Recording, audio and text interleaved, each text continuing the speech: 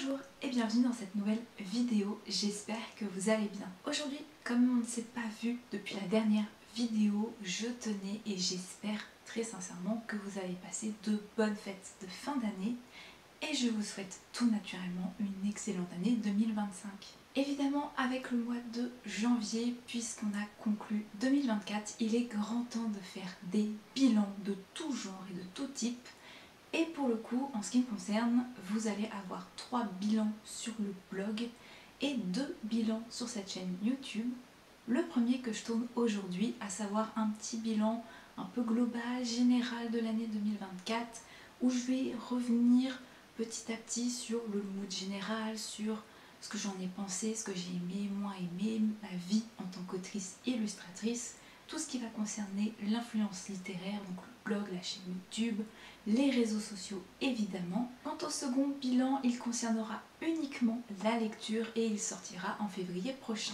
Pour les besoins de cette vidéo, je suis accompagnée de mon petit compagnon que vous devez connaître si vous êtes depuis longtemps abonné à cette chaîne. C'est mon petit calepin préféré dans lequel je marque pas mal de choses par rapport aux vidéos ou aux réseaux sociaux. Et j'ai pris quelques notes d'après mes différents bilans que j'ai déjà rédigés pour le blog, même s'ils sortiront chaque dimanche du mois de janvier. Mais j'en ai profité pour prendre quelques petites choses très intéressantes que je pourrais glisser dans cette vidéo. Sur ce, on va démarrer tout de suite avec un peu le mood général.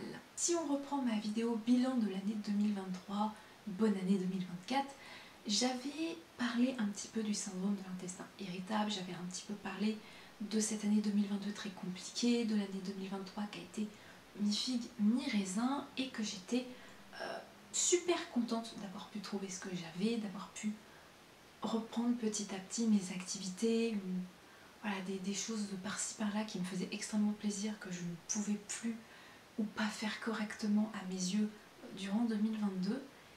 Et j'étais partie avec cette idée que ça allait rouler quoi. En fait, je me suis dit tout va bien, ça va mieux, je vais pouvoir reprendre le travail comme avant, ça va être cool, je vais pouvoir faire plein de choses, je vais pouvoir reprendre mon rythme aussi d'avant. Et en fait, je pense, je ne sais pas trop, est-ce que c'est vraiment pur optimisme de ma part ou si c'est encore une fois ces petites choses, ces petites pressions qu'on se met quand on est indépendant. Parce qu'être indépendant, on le sait, on a toujours cette impression qu'on va devoir en faire plus qu'un salarié classique. Un salarié classique, techniquement, après 2 ans à être aussi malade et à ne rien pouvoir faire de sa vie, il ne va pas reprendre le travail comme ça du 1er janvier 2024 en mode YOLO, youpi, tout va bien. Il va y avoir une période de convalescence, il va y avoir une période un petit peu de fluctuation, on va dire, de choses qui vont être bancales, ça va être un peu bricolé, mais il va y avoir de la convalescence, il va y avoir de la rééducation, il va y avoir de la remise en forme, il va y avoir plein de choses qui vont se greffer. Ce que je n'ai pas pris le temps de faire parce que je suis passée d'un stade malade à un stade je me remets à travailler. Et la période entre, je ne m'en suis pas occupée, ou alors je me suis dit je vais le faire au fil du temps, au fil de ce qui va pas, ralentir ou au contraire accélérer. Et je n'ai pas pris assez le temps de réfléchir sur moi, de réfléchir sur ce que j'avais, sur ce que j'ai comme maladie chronique, sur tous les à côté qui font ma personnalité, ma façon de faire, d'être. Et je me suis pas assez posé de questions, pas assez travaillé là-dessus non plus. Et au final, j'ai cette impression d'avoir mis la charrue avant les bœufs et même d'avoir mis une peau d'ours dans la charrette avant d'avoir la peau d'ours et avant de mettre les bœufs pour la charrue. Voilà, c'est un mix certes de 2 expressions pour en créer une nouvelle, mais je trouvais que ça résumait assez bien ce que je pense de cette année. J'ai voulu taper très fort en faisant 2 vidéos par semaine, 3 posts Instagram, 2 TikTok, et par-dessus on met une couche de 2 à 3 articles par semaine, et puis un article sur Tipeee et Patreon, et vas-y que je rajoute un autre truc par-dessus. Et au final, je trouve que j'ai passé beaucoup trop de temps sur la création de contenu sur les réseaux sociaux, pas assez là où j'avais envie d'être, pas assez dans la création non plus. J'ai fait un peu tout et n'importe quoi, ce qui fait que j'ai cette sensation d'avoir fait des claquettes dans tous les sens et d'être partout et nulle part. Ça, j'en avais parlé dans la vidéo reprise en septembre, de cette espèce d'impression d'avoir plein d'envies, d'idées, plein de choses dans lesquelles me lancer et d'avoir cette pelote de laine assez conséquente, assez géante, sans savoir quel bout prendre. Donc l'impression de se noyer, d'être un peu assailli par les doutes, parce que forcément on se remet en cause automatiquement, puisqu'on se dit que peut-être qu'on allait trop loin, trop vite, trop tôt, qu'il y avait peut-être des choses à faire avant, mais tout n'est pas à jeter, puisqu'en fin d'année j'ai réussi à trouver et des personnes ressources clés pour m'accompagner là-dessus, et en plus de ça de la documentation, et tout ceci va me servir un petit peu à éclaircir mon horizon. Pour aller dans le sens de ces espèces de remises en question, il y a eu énormément de galères techniques en 2024. Vous n'êtes pas sans savoir que j'ai eu un petit pépin d'ordinateur en début d'année qu'il m'a fallu changer. Donc un bon mois et demi de chômage technique. On rajoute un mois d'octobre avec un dégât des eaux et enfin novembre-décembre de blocage artistique dans lequel j'ai jamais pu écrire la moindre ligne et faire le moindre dessin. On va dire que c'était une bonne fournée 2024 pour au moins se poser les bonnes questions, prendre le temps de réfléchir et de penser un peu son activité, de voir un peu ce qui me va, ce qui ne va pas, parce que c'est vrai que j'ai fait énormément de remises en question sur mon style graphique en termes d'illustration, mais je n'avais pas fait cette autocritique sur l'aspect un peu écriture. Bref, ça a été une année assez intense d'un point de vue technique, d'un point de vue réflexion. Pas pour me déplaire, parce que, bon, mine de rien, ça n'a pas été drôle ou rigolo tous les jours ou super sympa à vivre. Néanmoins, c'était nécessaire parce que ça fait partie de l'expérience, ça fait partie du chemin quand on est indépendant, quand on se lance à son compte et qu'on est créatif. Il y a des hauts, il y a des bas. Et ce qui a de vraiment important, c'est que cette année m'a permis de me poser et de dire qu'il y a un temps pour tout.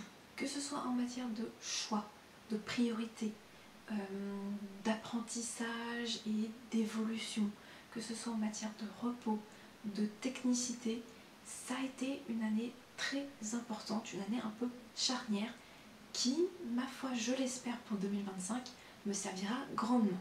Et maintenant qu'on a brossé le portrait de l'année 2024 de manière très généraliste, je vais aller du côté de mon activité d'autrice illustratrice. Avec 2 galères techniques et un blocage artistique de quasiment 1 mois et demi, 2 mois, l'année 2024 a donc été en dents de scie matière de créativité. Néanmoins, j'ai quand même réussi à écrire 2 histoires de 5 chapitres chacune de ces histoires étant pour des concours Fixia, des concours flash. Vous vous souvenez, c'était des concours à faire très rapidement, 5 chapitres, sur des thèmes très précis, notamment de la romance. Et j'avais écrit Fraise et Mimosa ainsi que l'Arte della Celta, qui sont toujours disponibles sur Fixia si jamais vous avez envie de vous plonger dedans. Et ces 2 histoires sont également disponibles sur Wattpad. Je continue sur les projets réalisés durant cette année 2024, puisqu'il y a eu la Voix de Pandore qui répondait au concours Victoire. Donc la Voix de Pandore, c'est une histoire d'aventure, de fantasy autour de la mythologie grecque. Et de l'autre côté, il y a eu le concours Magic Academia, donc école de magie, pour lequel j'avais écrit les premiers chapitres du Trône de l'alchimiste. Et c'est là où aussi j'ai pris conscience d'à quel point il fallait que je fasse le bilan, le point sur quel genre d'autrice je veux être, et à quel point il me manquait des choses d'un point de vue technique. Autant j'avais fait cette remise en question sur mon style graphique, sur ce que j'avais envie de faire en termes d'illustration, même si vous allez voir que j'ai également refait une petite mise au point là-dessus, mais l'écriture, j'avais jamais pris le temps de réfléchir concrètement à qu'est-ce que j'avais envie de faire, comment j'avais envie de les faire, qu'est-ce qui serait le plus simple, le plus pratique, de choisir des projets clés, bref. Je vous disais qu'il y avait un temps pour tout, le temps du repos, parce que c'est vrai que j'ai pas assez pris de repos, de vacances l'année dernière. Il y a le temps de la formation, je ne me suis pas assez formée. On le sait, être autrice, illustratrice, être auteur, illustrateur, il n'y a pas ou peu, trop peu de formation. C'est beaucoup de masterclass ou de formations qui sont dans le privé ou faits par des particuliers qui certes sont dans le milieu, mais ça a un coût.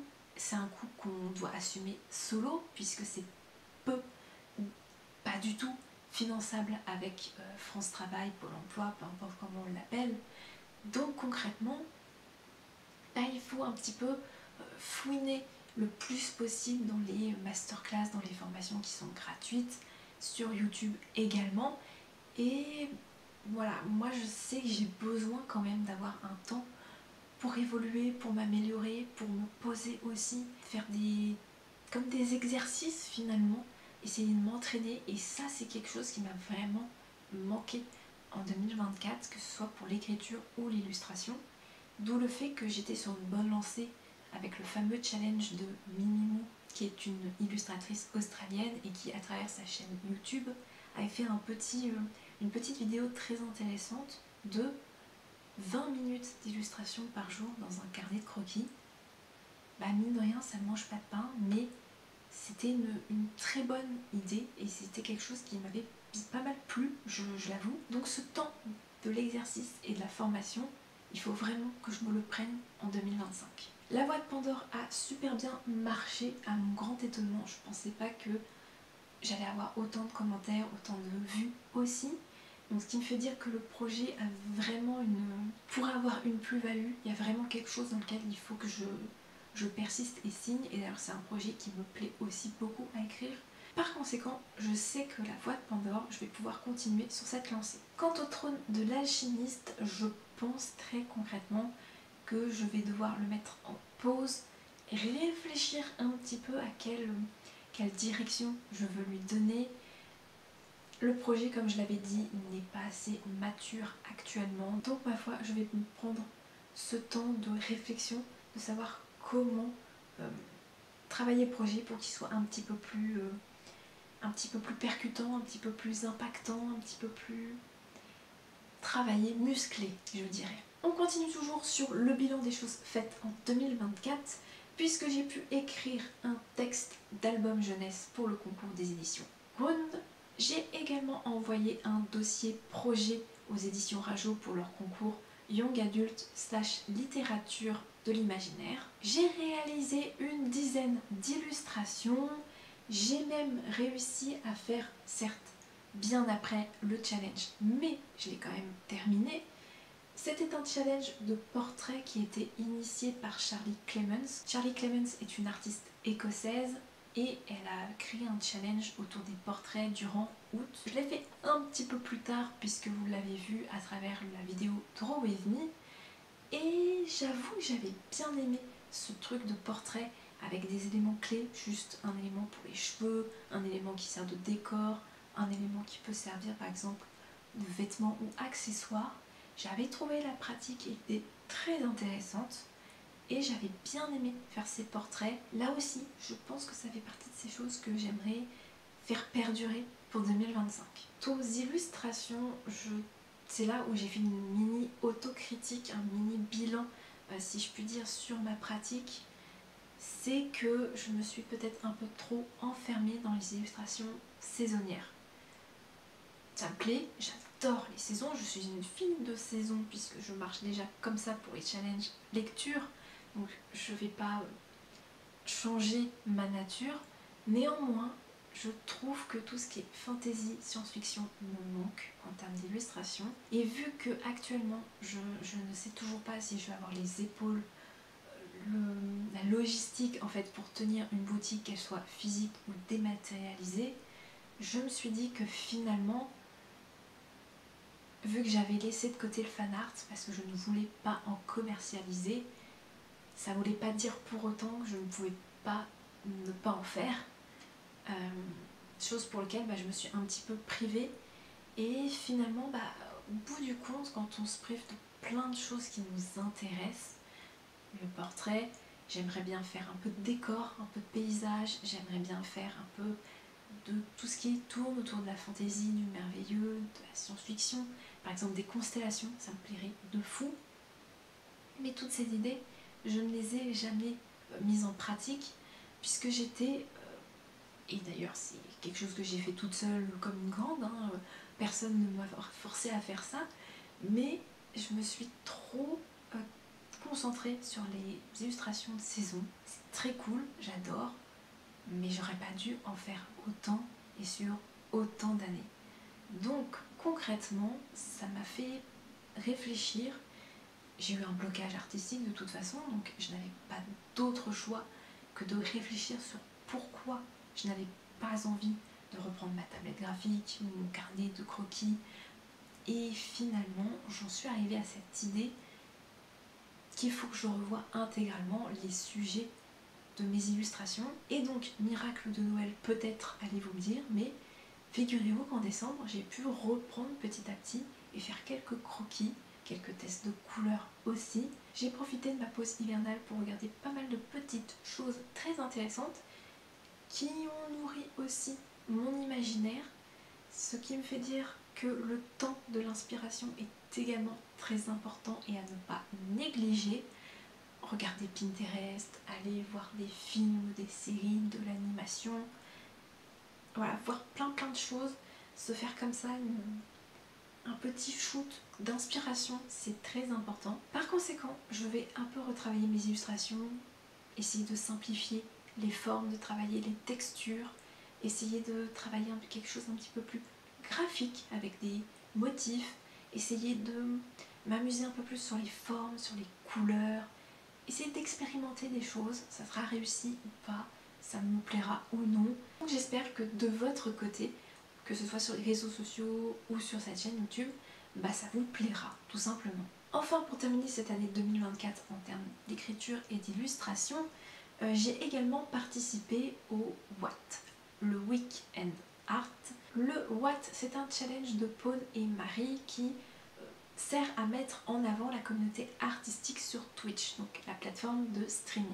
Mais depuis, le challenge a ouvert ses portes, qu'on soit artiste sur Twitch ou pas du tout, qu'on soit pro ou amateur, il est possible de participer à cette semaine créative où il y a une marraine chaque année différente qui nous donne un thème sur lequel on doit faire une illustration. Et c'est un challenge qui est vraiment très intéressant à faire.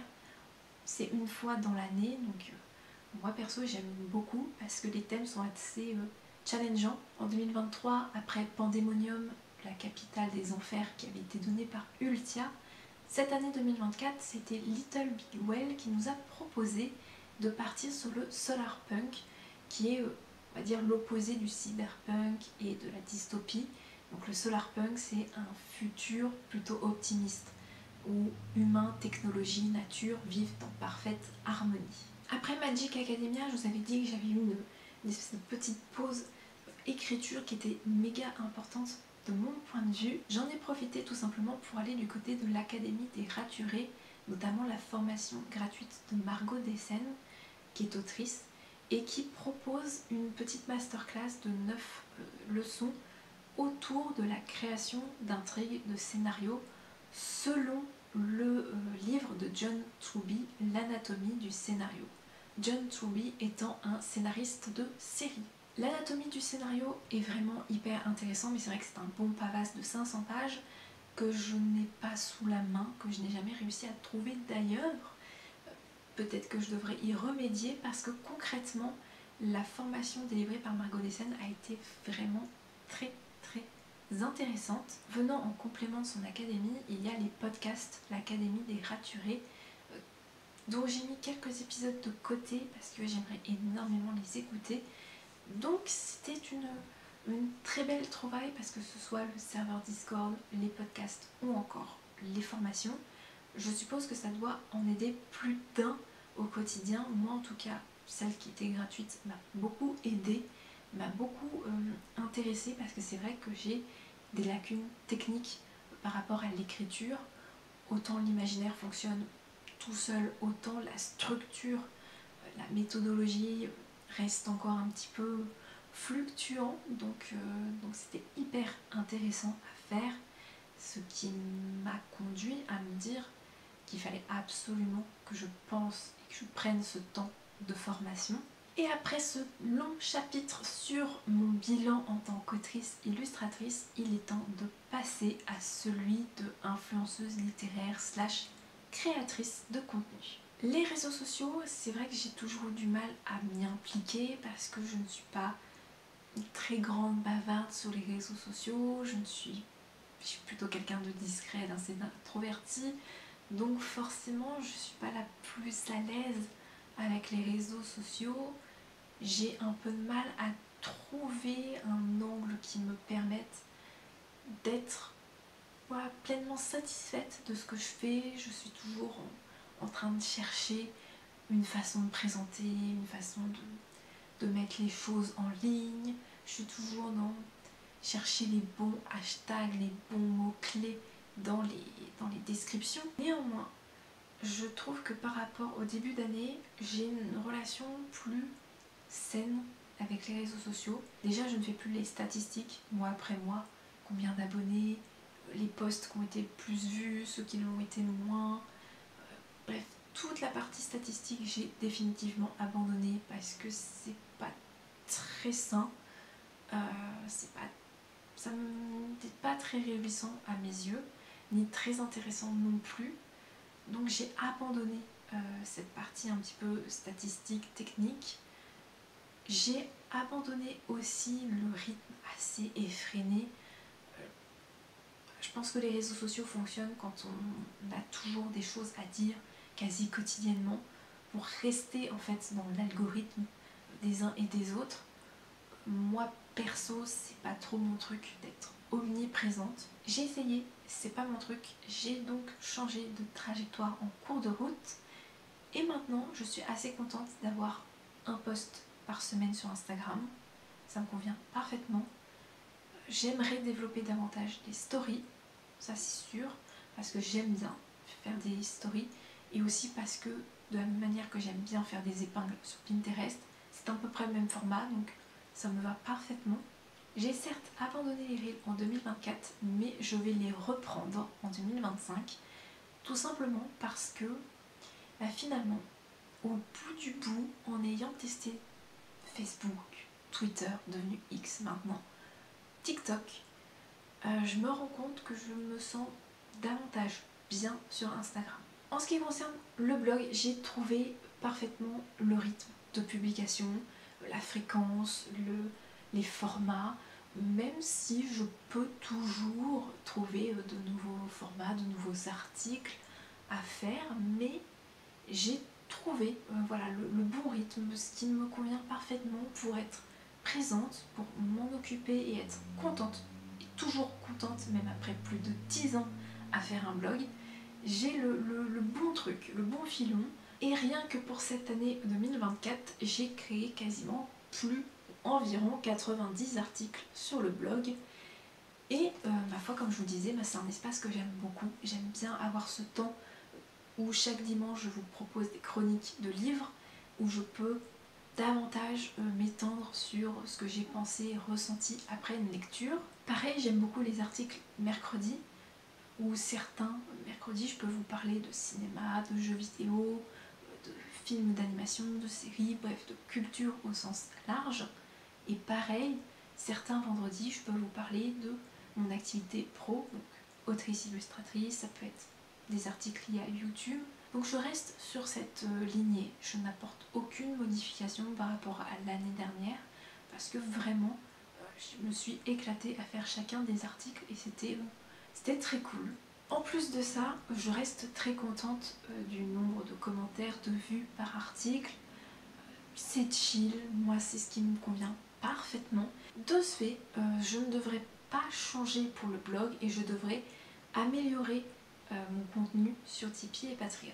YouTube, ça a été très compliqué en termes de rythme parce que au début, souvenez-vous, je vous parlais de 2 vidéos par semaine, les mardis autrice illustratrice, les vendredis littérature.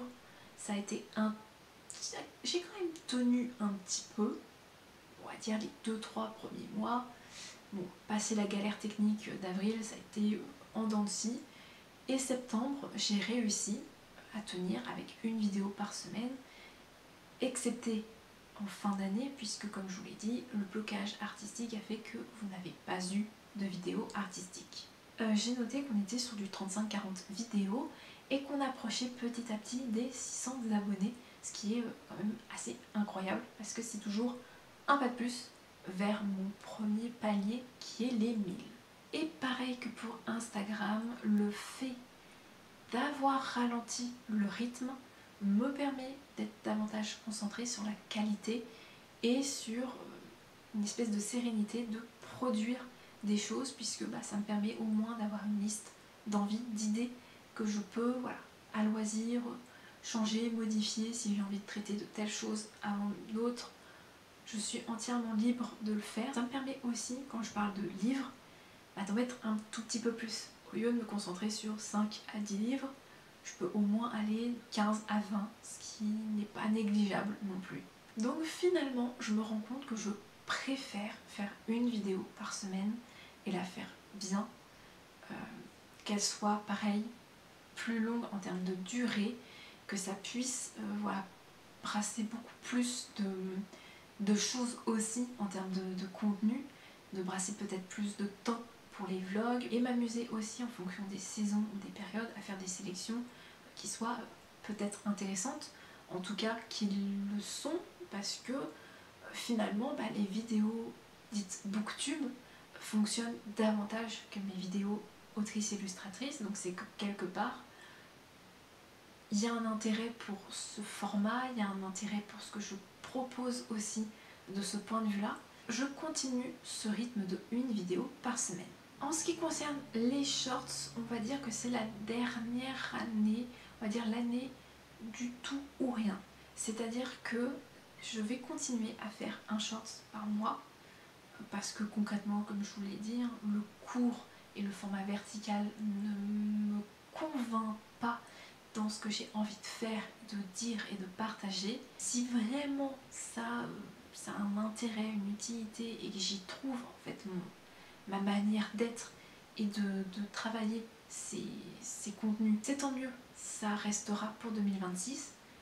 Sinon, si je vois qu'en 2025 ça ne m'apporte rien de plus, il y a de fortes à parier que au 31 décembre 2025 ce soit le dernier short. Malgré mes notes et malgré le fait que j'avais les yeux rivés de temps à autre sur mon petit calepin pour éviter de perdre le fil dans ce que je dis, j'ai quand même l'impression d'avoir pas mal discuté, d'avoir pas mal parlé, d'avoir pas mal blablaté sur divers sujets, d'être partie dans des digressions diverses et variées. J'espère néanmoins pouvoir en tirer quelque chose au montage et que ça restera audible et sympathique à écouter en termes de bilan 2024. Je ne fais pas d'objectifs très clairs, vraiment très précis, pointus en termes de projet, que ce soit écriture ou illustration. C'est vraiment juste des envies, des attentions à porter sur l'inspiration, sur la formation, du temps davantage pour la création, écriture et illustration par rapport aux réseaux sociaux. Mais bon, c'est déjà des choses dont je vous avais pas mal parlé en septembre dernier quand j'avais fait un petit point sur on va dire un bilan du premier semestre. Donc je continue sur cette lancée d'affiner des choses, de pouvoir améliorer le quotidien en termes de vie pro. Donc je me garde ces objectifs pour moi. Ainsi s'achève cette vidéo.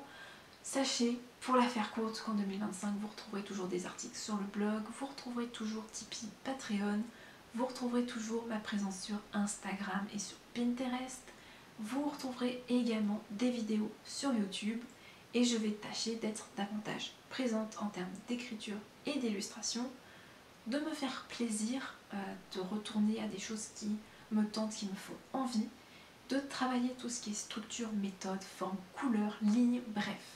Il y a du travail en termes de formation, il y a du travail en termes d'inspiration, des temps de pause réels à prendre et des projets que j'ai très envie de mettre sur pied cette année et que j'espère cette fois avec cette organisation et avec cette motivation que ça pourra le faire. En attendant, merci infiniment d'avoir passé cette année 2024 avec moi, d'avoir regardé mes vidéos, de les avoir commentées, likées. Merci infiniment de m'avoir suivi sur Patreon, sur Tipeee, sur Instagram, sur TikTok si c'était votre cas. Merci infiniment pour cette année 2024 aussi en termes de blog, les vues, les commentaires, ça me fait extrêmement plaisir et je suis toujours ravie de pouvoir vous lire et répondre. Si jamais vous avez besoin d'informations complémentaires, j'ai cité pas mal de personnes durant cette vidéo, de challenges, de concours. Les informations seront de toute façon en barre de description sous la vidéo, donc profitez-en. Vous avez aussi tous les liens nécessaires pour faire votre galette des rois personnalisée. Quant à moi, je vous souhaite à nouveau une excellente année 2025 et d'ici la prochaine vidéo, portez-vous bien, restez curieux et créatifs. Bye!